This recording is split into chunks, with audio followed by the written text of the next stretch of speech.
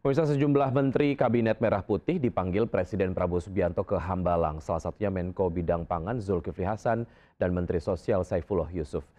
Senin sore sejumlah mobil dinas kementerian memasuki kediaman Prabowo Subianto di Hambalang, Bogor, Jawa Barat. Beberapa mobil menteri Kabinet Merah Putih terlihat di rumah Presiden Prabowo Subianto di Hambalang.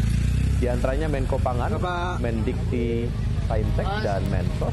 Menurut Menko Pangan Zulkifli Hasan, total ada 12 menteri yang diundang Prabowo ke kediamannya untuk melakukan rapat terbatas. Sementara menurut Mensos Saifullah Yusuf, kedatangannya ke Hambalang untuk melaporkan perkembangan sekolah rakyat yang akan segera diluncurkan 14 Juli mendatang. Kemudian juga kami laporkan rencana tahap kedua di tahun ini pula 100 titik dengan menggunakan gedung-gedung milik Kemenaker. Alhamdulillah semuanya juga lancar. Dan insya Allah nanti kalau memang memungkinkan akan digabung sekalian sehingga kapasitas siswa itu insya Allah lebih dari 20.000.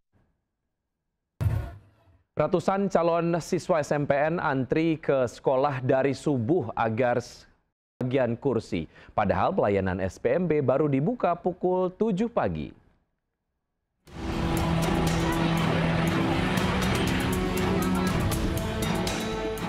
Sejak subuh, ratusan calon siswa diantar orang tuanya melakukan pendaftaran sistem penerimaan murid baru SPMB sekaligus verifikasi berkas di SMP Negeri 1 Brebes.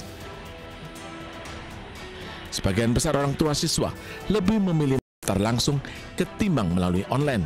Kemarin juga saya sudah ke sini, nah ini ke sini. Berarti harus datang pagi-pagi itu ya, Bu? Ya kalau mau siang boleh, cuma kan ada batasnya sampai jam 12. Kalau jam 12 kita nggak bisa verifikasi, paginya ke sini lagi. Jumlah peminat SMP Negeri 1 Brebes terbanyak lantaran menjadi SMP favorit. Mengantisipasi membludaknya peminat, pihak sekolah membagikan kupon antrian. Menyesuaikan masyarakat yang datang. Intinya di sini memberikan layanan yang optimal. Kalau alasan warga ini kebanyakan apa Pak memilih SMP 1 ini? Saya secara pasti sih enggak ya. Cuma yang saya dengar dari masyarakat bahwa kami katanya sekolahnya itu disiplin, karakter anak nomor 1, dan masalah biaya untuk pendidikan itu katanya masyarakat bahkan lebih murah dari sekolah-sekolah yang di luaran sana. Pada hari pertama SPMB, jumlah calon siswa di SMP Negeri 1 Brebes mencapai 771 orang. 204 telah diverifikasi dan 164 orang diterima melalui pendaftaran online. Dari Brebes, Jawa Tengah, Unibar iNews melaporkan. Sementara itu, belasan kepala desa menggeruduk SMA N1 Jati 7 di Majalengka, Jawa Barat. Penggerudukan terjadi setelah sejumlah warganya tak diterima sebagai siswa baru. Domisili, tapi sama aja dengan donasi. Berarti Bapak yang menentukan berapa kilo itu. Semua donasi ada yang apa? Domisili Pak itu jadi Sejumlah kepala desa di Kecamatan Jati 7 terlihat emosi setelah menyampaikan alasan kenapa warganya tidak diterima SMA Negeri 1 Jati 7 pada tahap awal kepada pihak sekolah setempat.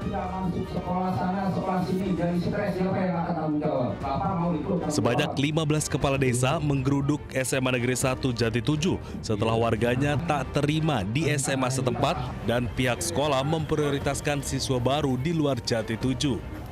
Tuntutannya ingin seadil-adilnya lah. Artinya ada istilah di sana bumi dipijak, di situ langit dijunjung. Artinya SMA 177 itu adalah kepunyaan warga Jati 7. Jadi kami kan tahu silsilah dari awalnya itu bagaimana awalnya nginep di SMP, SMA nginep di SD sekian tahun, terus bisa membangun, ditarik supaya yang daftar. Sekarang kami sudah pada tua kan tahu persis perjalanan SMA ini. Nah sekarang udah besar, udah gede, ternyata melupakan terhadap apa itu lupakan kulitnya gitu. Jadi ingin ada kebijaksanaan yang lebih hebat.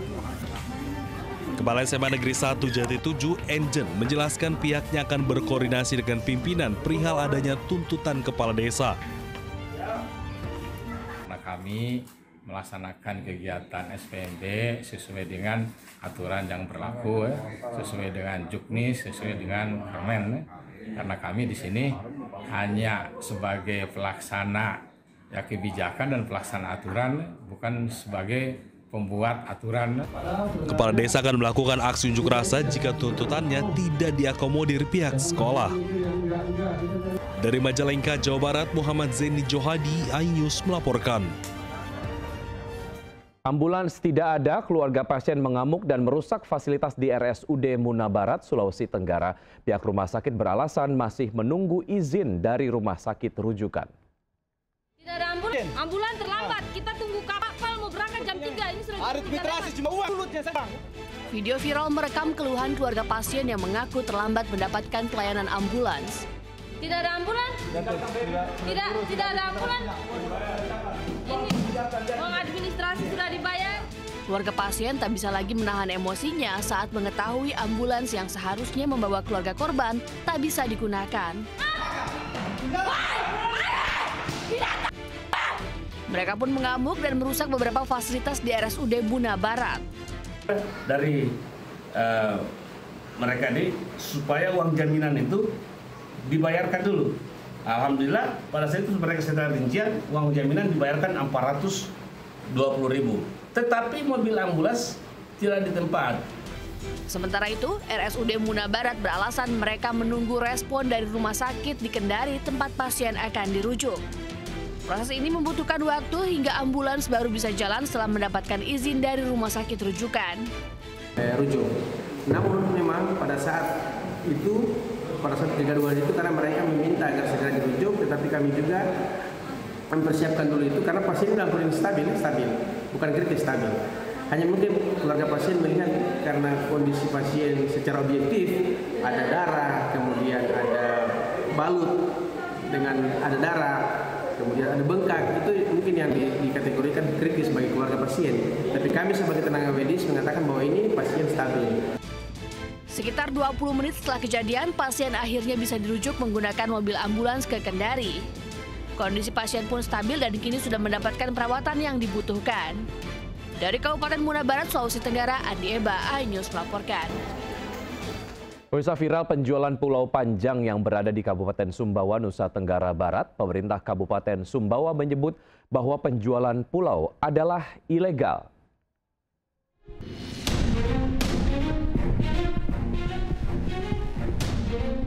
Penjualan pulau panjang tersebut beredar di situs bernama privateislandonline.com. Pemerintah Kabupaten Sumbawa menyebut bahwa penjualan pulau panjang adalah ilegal. Bupati Sumbawa mengaku kaget dengan adanya penjualan pulau panjang yang belakangan menjadi viral.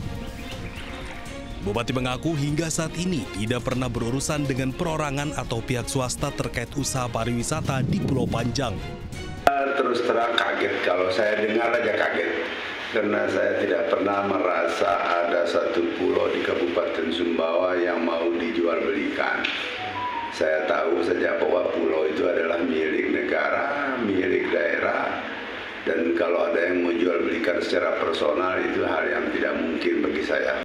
Sementara itu, Menteri ATR BPN Nusron Wahid mengatakan tidak ada satupun pulau di Republik Indonesia yang bisa dijual termasuk di situs online. Hingga kini dalam peta pendaftaran tanah di Pulau Panjang Sumbawa, Nusa Tenggara Barat belum ada hak atas tanah.